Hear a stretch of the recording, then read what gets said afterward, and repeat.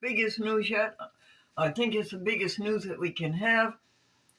Kevin Mann, Heather, Kevin Mann, Heather McMahon, and uh, Francie, and Phil Eddy, and all my other friends all over the world. In fact, the whole world, the whole universe. It happened. It happened. It happened.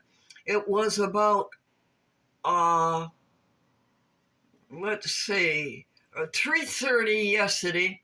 We called the Christian Science Publishing Society and asked them if they could get us a couple of Christian Science healers, practitioners, um, who help the world by healing spiritually. No medicine, no medica. And, and right away she got my urgency. The pain in the leg has been very obstructive of the work lately, and she got my urgency right away, and she gave me the names of two of them and their emails and their telephone numbers. Amy got right onto the job and called one, and her name was Christine, and she answered the phone, and I told her, I asked her, I said, how much do you charge? And she said, $100. Woo! And I said, when do you bill? And she says, the middle of the month and the first of the month. And I said, well, take me on. She says, I'm out right now. I'm going to be home within a half an hour or so. Will you call me at home? And that would have been 4:15. So Amy and I went about doing the, let's see what we were working on at that time. The encyclopedia, the World Book Encyclopedia. Letter P is in Paul, and reading about all kinds of interesting creations about God. That's why I read the encyclopedia. It tells you about the things that God has made. And at 4:15, I called, and she said, she never asked. They don't ask, they don't ask you what's wrong with you physically. They don't ask you what your problem is, because it doesn't make any difference, because you're really not sick. And so I volunteered to say I have a sore leg and I'm blind. And she went right into the Christian Science healing, right into it right away, what the nature of God is, and how we should understand what God is, and that we should understand that God is spiritual, God is not physical. And so I listened, and then she said, I want to send you an email. She says, what is your email, what's your telephone number, and so forth. And she says, I want to send you this email, two of them. I said, well, I can't read. She says, no, but Amy, by now I had introduced her to Amy. She says, no, but will you ask Amy to read it to you? And we talked a little bit more.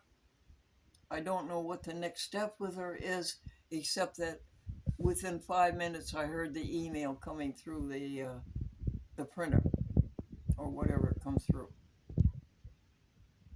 So Amy and I continued working, and we went on to do the trust, to hand in the payments. We couldn't find Phil's money for the stamps, or did we? And then we went on and did the errands list and read Franklin's newspaper articles. Amy has trouble with her sister down in North Carolina.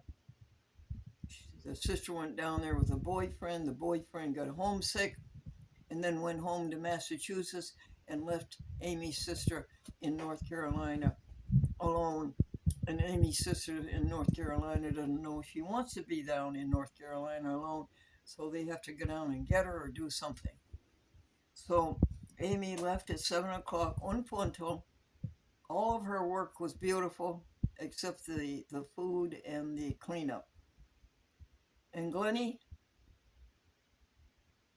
got up and started to get ready to go to the sanctuary for meditation and planning. When at 7:45 exactly, Glennie said, "This leg feels better."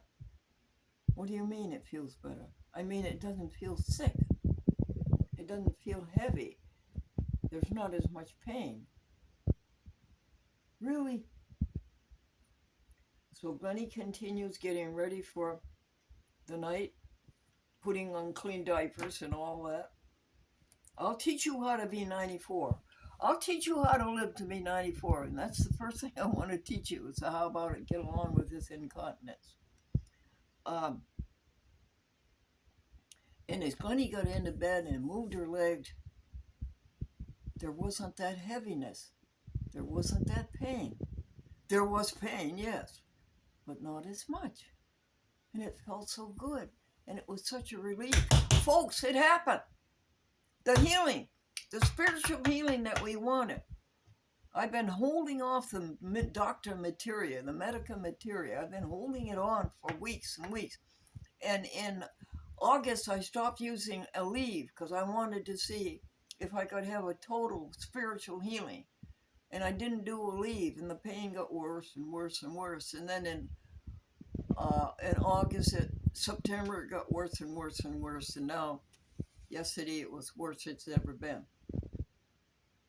It worked. No Aleve. I didn't go back to Aleve. A spiritual healing, an understanding that God is everything there is, that God is the universe, that there is no such thing as pain.